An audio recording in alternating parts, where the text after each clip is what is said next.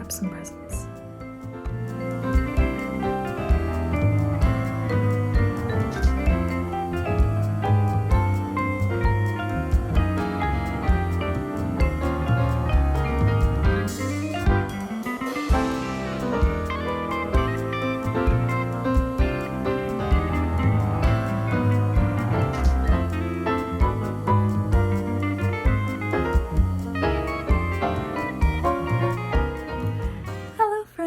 For those of you who don't know me, my name is Ava Britton.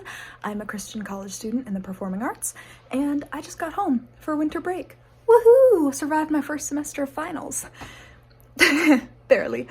Yeah, but today I'm gonna have my friend Megan over to go Christmas lights walking and stalking, I suppose, with hot chocolate. And we're also gonna be making some Christmas cookies today, so starting to get things ready for Christmas time. Then we're gonna help my dad make a cookie recipe, my favorite type of Christmas cookie, called Paris wafflers, which is Norwegian because we have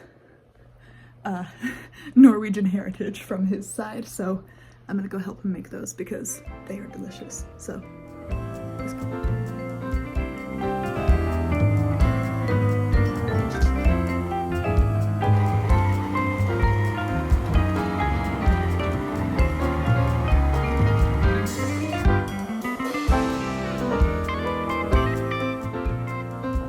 Guys, it's the person that I've mentioned multiple times and actually saw Wind in the Willows with in the very first episode. It's Megan! Hi! We're gonna go walk around with our hot chocolate to look at Christmas lights in the neighborhood, and you should come with us. Hi.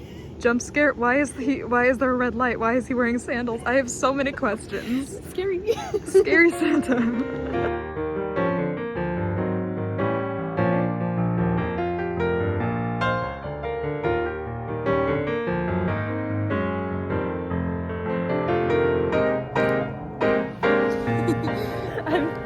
I don't know what I'm doing. I'm just over here trying to vlog. I only have one dominant hand but two objects, so which one gets priority, I don't know. We're doing great. I'll go first.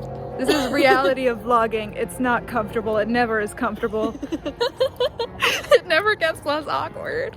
Oh. Anyway, but you have an Instagram. I do have an Instagram. It is, what is it? It's Little honey _honey blossoms, I believe. Yes. Yeah.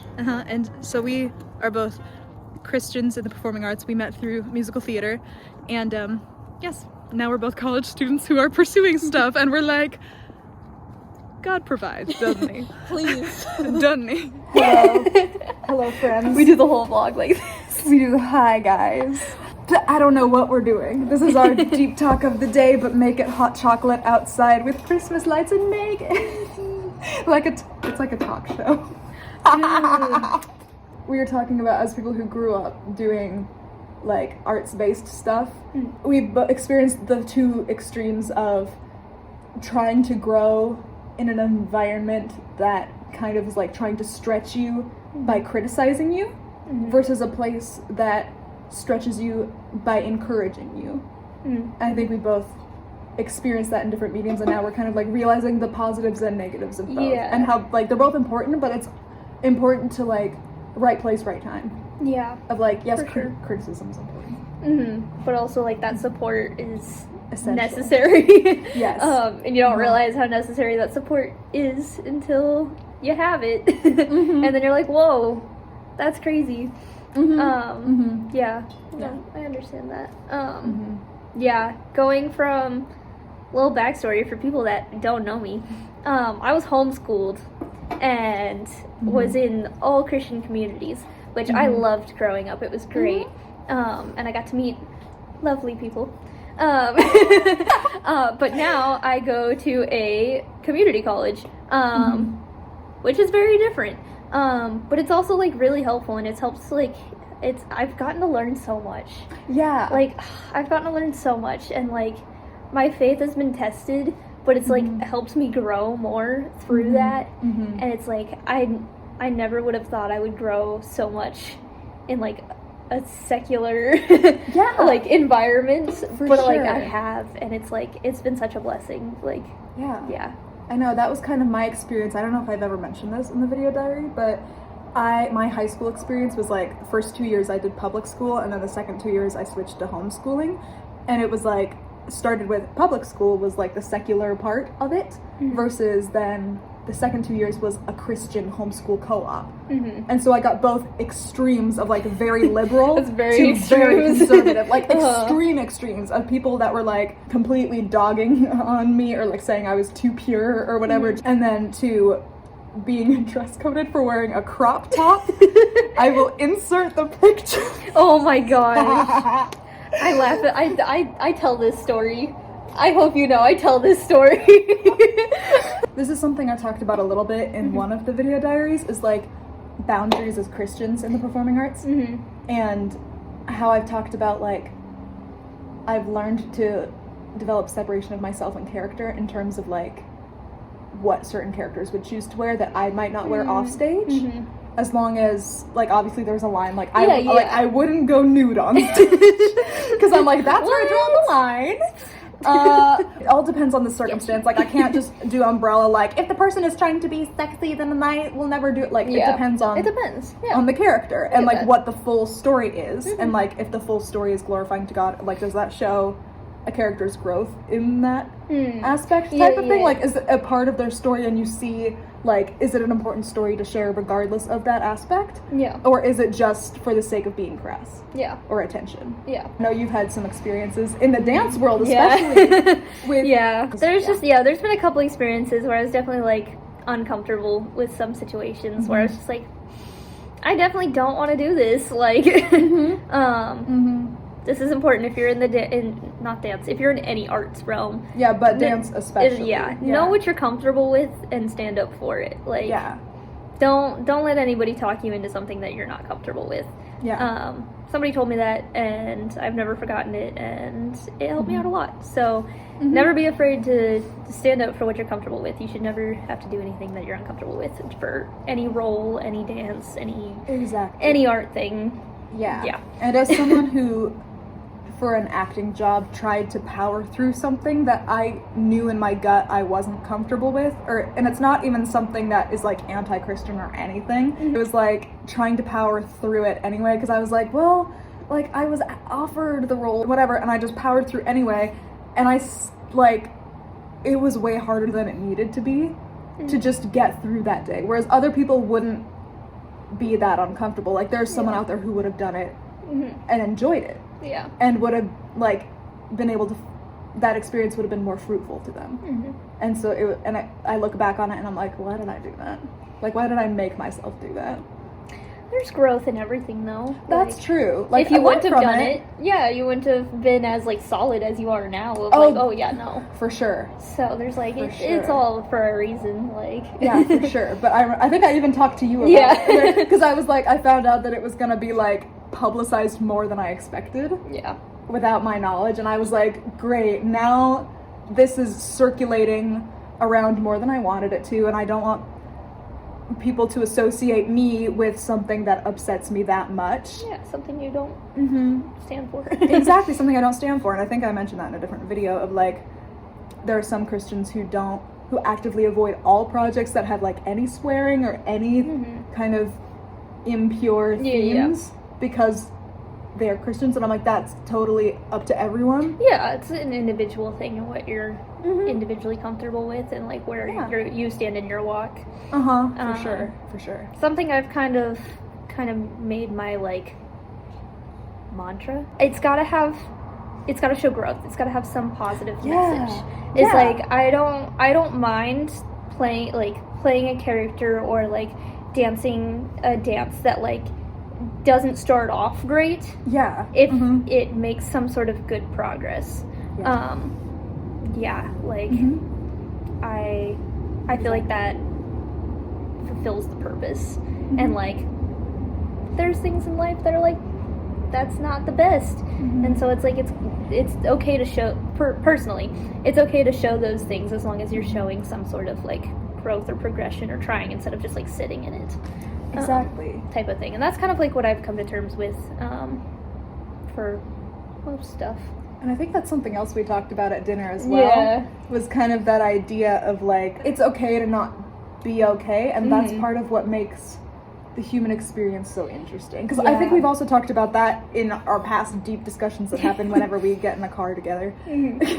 Is like, emotions are such a unique part of the human experience, and I think that's why you and I are drawn to the arts. Yeah. Especially is like that idea of we get to celebrate the human experience and how individual it is, but also how connected it is. And like that's something unique to the human experience, and that's how you know that we were made in the image of God, whereas like other animals don't get to experience that. And that's why I love art so much in all the different respects of it. And it's like, so I think it's important to share the stories that even aren't just the happy-go-lucky ones, and that's why it's important with the video vlog to show that I'm awkward vlogging still, because social media is fake. Like how Christians sometimes, I feel, try to make it seem like their life is perfect in order to show non-believers like this is what your life could be if you had Jesus, you know? And I think that might be part of the reason why a lot of non-believers are looking at Christians and either seeing judgment or are kind of like getting frustrated when they try to develop a relationship with Jesus and are like, why am I still not getting that outcome? It's like, I think we need to work on being more real. Yeah, it's not always that. Like, it's rough sometimes. Yeah. And that's okay. Like, it's like life is still life. Yeah. Like, quote, life is still life. Amen. But like, you know, you're still gonna go through it. Like, it definitely changes like perspectives. And like for me, that's been like a major thing is like, so I have this quote on my wall. I find this very ironic. I put this up at the beginning of this semester. And I'm trying to remember what verse it's associated with, but I remember it from the worship song, and it's the "You Turn Mourning to Dancing." Oh, Graves into Gardens. Yes, yeah. I can't think of the Bible verse. It's a song to dancing. Yeah. This is what you signed up for when you subscribed. It's from a verse though, and I want to say it's like Psalm 27-ish. I can't remember. There is a verse there. It's in Psalms. I know it's in Psalms. Okay. It's one of the 100 or so. Yes, yeah, one of them. But I put that up on my wall at the beginning of this semester, and like, I don't know. I've always liked that because I'm a dancer. And like, also, and like also like wannabe choreographer. And like it being right next to my bed, I didn't realize how much it changed my outcome this entire semester, because it was one of the first things I saw every morning before I went off to dance class. And it was like, I went through some of the hardest times of my life this semester.